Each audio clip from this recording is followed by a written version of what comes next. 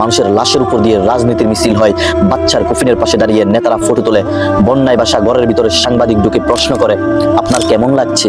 কেমন লাগছে? যে মানুষটা সব হারিয়েছে তার কাছে প্রশ্নটাই অপমান। বাংলাদেশে একটা দুর্ঘটনা ঘটলেই, একটা জীবন নিভলেই, একটা কান্না শুরু হলেই রাজনীতি শুরু হয়ে যায়। কেউ ফেসবুকে ফটো দিয়ে বলে দেখুন আমরা পাশে আছি, কেউ প্রেস ক্লাবে দাঁড়িয়ে বলে এই ব্যর্থ সরকারের পতন চাই। আরে ভাই, ঘটনা ঘটেছে মানুষের, কান্নাটা মানুষের, আর খেলাটা কারা খেলছে? রাজনীতিকরা।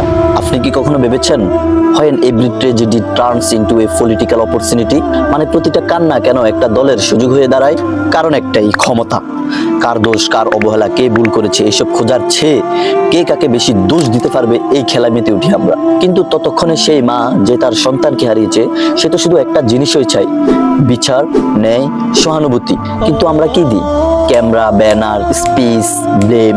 মানুষের লাশের উপর দিয়ে রাজনীতির মিছিল হয়, বাচ্চার কফিনের পাশে দাঁড়িয়ে নেতারা ফটো তোলে, বন্যায় বাসা ঘরের ভিতরে সাংবাদিক ঢুকে প্রশ্ন করে আপনার কেমন লাগছে? কেমন লাগছে? যে মানুষটা সব হারিয়েছে তার কাছে প্রশ্নটাই অপমান।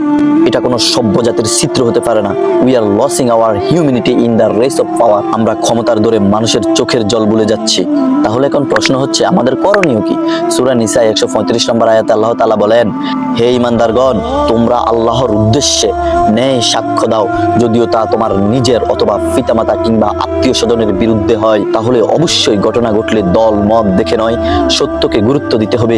একটা হাদিসে রাসূল সাল্লাল্লাহু আলাইহি সাল্লাম বলেন, তুমি যদি কোনো বিপদে পতিত ব্যক্তিকে সাহায্য করো, তবে আল্লাহ কিয়ামতের দিন তোমাকে সাহায্য করবেন। আমাদের উচিত ক্ষতিগ্রস্ত মানুষকে সাহায্য করা, রাজনীতি করা নয়।